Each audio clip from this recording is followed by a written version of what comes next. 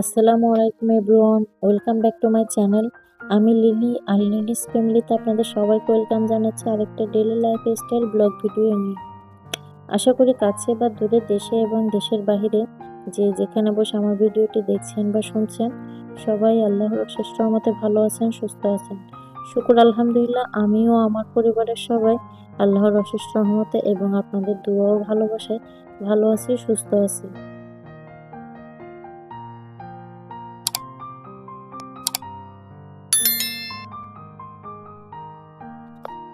কিছু বাজার আনছিল আপনাদের ভাইয়া, তো সেগুলোই আপনাদের সাথে ছোট করে শেয়ার করলাম। আর তারপর হচ্ছে যে চিংড়ি মাছের মাথাগুলো পরিষ্কার করে নিচ্ছি। আমরা অনেকেই কিন্তু জানি না চিংড়ি মাছের মাথার ভিতরে কিন্তু একটা মানে ওদের যে খাদ্য নালীর থলি বলে ওটা থাকে, তো এগুলো কিন্তু অনেকেই সহ রান্না করে ফেলি। আমি কিন্তু এগুলো পরিষ্কার করে নিচ্ছি। আবার অনেকেই কিন্তু পরিষ্কার করতে জানে, অনেকে জানে না। যারা জানে তাদের জন্য না, যারা জানে না আমি তাদের উদ্দেশ্যে বলতেছি। তো এভাবে হচ্ছে সামনের অংশ কেটে এখান থেকে কিন্তু আপনারা খাদ্য নালীটা পরিষ্কার করে নিতে পারেন। আর তারপরে এই যে একটা খাদ্য নাড়ি থাকে ওদের, এই যে খাদ্য নাড়িটা হচ্ছে গিয়ে আমি পিঠের দিক দিয়ে একটু কেটে তারপরে হচ্ছে টেনে বের করে নিচ্ছি, এই যে রগের মতো। এটার ভিতরেও কিন্তু প্রচুর ময়লা থাকে। অনেকে কিন্তু এই জিনিসটা লেজের ওদিক দিয়ে কেটেও বের করতে পারেন বা মাথার দিক দিয়ে কেটেও কিন্তু বের করে নিতে পারেন। তো এভাবে হচ্ছে আমি চিংড়ি মাছগুলো পরিষ্কার করে নিলাম সব। আর তারপর হচ্ছে কিছু মিষ্টি কুমড়া ভাজি করবো চিংড়ি মাছ দিয়ে। সেই জন্য মিষ্টি কুমড়াগুলো কুটে হলে আমি এক পাশে বসাই দিছি। আর এদিকে হচ্ছে আমি চিংড়ি মাছগুলো বসাই দিব, সেই জন্য হচ্ছে সব মশলা দিয়ে কষাই নিয়েছি কিছুটা। কষানোর পরে হচ্ছে আমি চিংড়ি মাছগুলো দিয়ে দিয়েছি। আর আজকে চিংড়ি মাছটা কিন্তু নারকেল বাটা দিয়ে রান্না করতেছি। তো আমার প্রিয় আপুরা ভাইয়ারা এবং ছোট বড় সবার প্রতি আমার অনেক অনেক ভালোবাসা রইল, যারা আমার ভিডিও দেখেন, ভালোবাসা আমাকে সাপোর্ট করেন। সবাইকে রিকোয়েস্ট করবো, নতুন বা পুরাতন যারা আমার ভিডিও দেখতেছেন বা দেখেন, আমার ভিডিও থেকে বের হওয়ার আগে যদি আমার ভিডিওর কোনো একটা পার্ট আপনাদের কাছে ভালো লেগে থাকে, তাহলে ভিডিওটাতে একটা লাইক দিয়ে যাবেন। যারা নতুন আমার চ্যানেলটা ভিজিট করতেছেন, আমার ভিডিওগুলো যদি আপনাদের কাছে ভালো লেগে থাকে, প্লিজ আমার চ্যানেলটা সাবস্ক্রাইব করে আমার পরিবারের পাশে থেকে যাবেন। যারা অলরেডি আমার পরিবারের সদস্য হয়ে গেছেন, তাদের সবাইকে আমি আন্তরিকভাবে অনেক অনেক ধন্যবাদ জানাই। তো আমরা হচ্ছে কিছু নাস্তা খেয়ে নিচ্ছিলাম, বাইরে থেকে আনা হয়েছিল সিঙ্গারা আর পেঁয়াজু। তারপর হচ্ছে এই যে আমার এই চিংড়ি মাছটা রান্না শেষ, আর পাশে হচ্ছে মিষ্টি কুমড়ো চিংড়ি মাছ দিয়ে ভাজি করতেছি কিছুটা।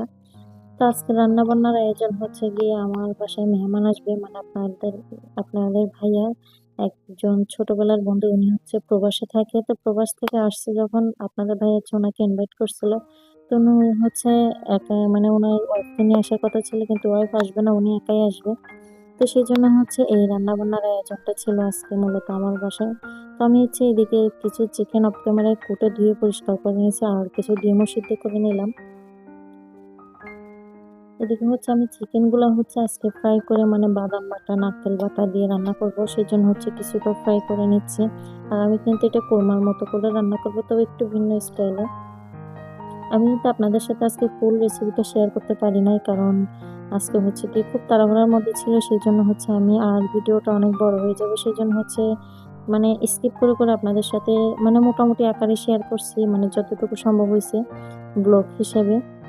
আসলে রেসিপি হিসাবে যদি কেউ জানতে চান বা দেখতে চান, তাহলে অবশ্যই কমেন্ট বক্সে জানাবেন। আমি পরবর্তী কোনো ভিডিওতে যখনই রান্না করবো, অবশ্যই আপনাদের সাথে রেসিপি আকারে শেয়ার করার চেষ্টা করব। তো এইদিকে হচ্ছে কি আমি নারকেল আর বাদাম পেস্ট করে রাখছিলাম, সেগুলো হচ্ছে সমস্ত মশলার সাথে অ্যাড করে দিয়ে হচ্ছে বেশ কিছুক্ষণ কষাই নিব। তো এই যে কিছুক্ষণ কষানোর পরে হচ্ছে গিয়ে আমি মুরগি, মানে যেগুলো চিকেন ফ্রাই করে রাখছিলাম, সেগুলো অ্যাড করে দিয়ে হচ্ছে ভালোভাবে কিছুক্ষণ কষাইয়ে তারপরে হচ্ছে একটু সামান্য পানি দিব, দিয়ে তারপর হচ্ছে রান্নাটা সেরে নেব।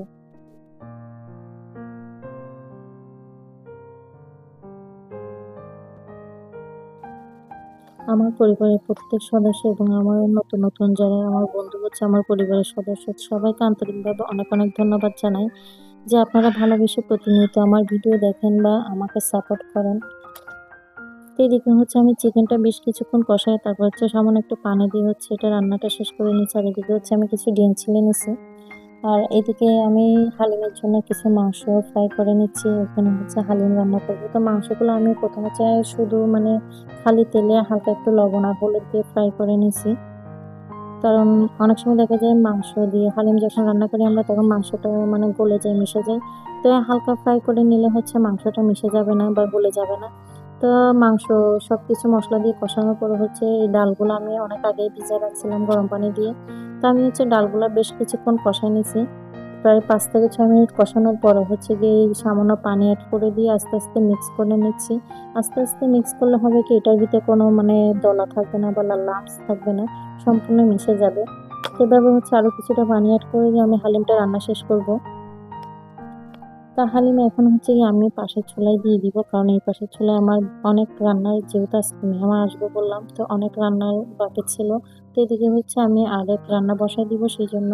তো এখানে হচ্ছে আমি কিছুটা তেল দিয়ে পেঁয়াজ বেরেস্তা করার জন্য দিয়ে দিচ্ছি। বেশ কিছুটা পেঁয়াজ বেরেস্তা করে নিব, কারণ হালিমের জন্য আবার পোলাও রান্না করব শেষে, তারপর হচ্ছে চিকেনের জন্য, মানে সবকিছুতে দেওয়ার জন্য হচ্ছে আমি একসাথে বেশ কিছুটা পরিমাণে পেঁয়াজ বেরেস্তা করে নিলাম। আর এদিকে পেঁয়াজ বেরেস্তা কিন্তু এখনো শেষ হয়নি। আমি পেঁয়াজের মানে কড়াইটা নামাই রেখে হচ্ছে হালিমটা বাগার দিব, সেই জন্য হচ্ছে এই যে মশলা, তারপরে পেঁয়াজ রসুন অ্যাড করে দিয়ে, দুটো শুকনো মরিচ অ্যাড করে দিয়ে হচ্ছে বাগার দিয়ে নিচ্ছি। এই বাগারটা দেওয়ার কারণে কিন্তু হালিমের স্বাদটা আরো বেশি বেড়ে যায় আর অন্যরকম একটা ফ্লেভার আসে। আমি কিন্তু সবসময় চেষ্টা করি হালিম এভাবে বাগার দিয়ে রান্না করার জন্য। অনেককে দেখছি আমি, মানে আমার রিয়েল লাইফে দেখছি যে হালিম কষায় রান্না করে ফেলে, লাস্টে কিন্তু এই বাগারটা দেয় না। তবে হালিম কিন্তু বাগার দিলে স্বাদটা আরো বাড়ে।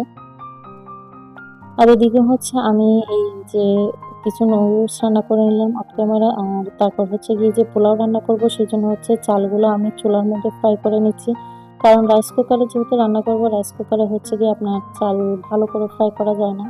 তো পোলাও চালের ভাতটা যখন আপনি রান্না করবেন, চালটা যত ভালোভাবে ভাজা হবে কিন্তু ভাতটাও তত ভালো হবে, সেই জন্য হচ্ছে আমি চুলায় ফ্রাই করে তারপর হচ্ছে রাইস কুকারে বসাই দিয়েছি। আর এখানে হচ্ছে আমি কিছুটা গাজর অ্যাড করছি, আর যত মানে শুকনা মশলা, মানে গুঁড়া মশলা যেটা আমরা আস্ত মশলা বলি, সেগুলো কিছুটা পরিমাণ অ্যাড করে দিছি, সাথে একটু লবণ। তো এভাবে হচ্ছে সবকিছু মিক্স করে দিয়ে আমি এখানে কিছুটা গরম পানি অ্যাড করে দিয়ে হচ্ছে ভাতটা রান্না শেষ করে নেব। তো এই যে রান্না বান্না শেষ পর্যায়ে এসে মানে খবর পেলাম যে এত কিছু রান্না বান্না করছি, এখন মেহমান নাকি আসতে পারতেছে না বা কোনো কারণে। তো যাই হোক, কি কারণে আসতে পারে না বা কেন আসতে পারে না সেটা হচ্ছে মহান আল্লাহ তাআলা সবচেয়ে ভালো জানে, আর যে আসতে পারে না সে সবচেয়ে ভালো জানে। তো আল্লাহ যা করে বান্দার মঙ্গলের জন্য করে, সবসময় এটাই বলবো, যেভাবে রাখে আল্লাহ, যখন যেভাবে রাখে শুকর আলহামদুলিল্লাহ।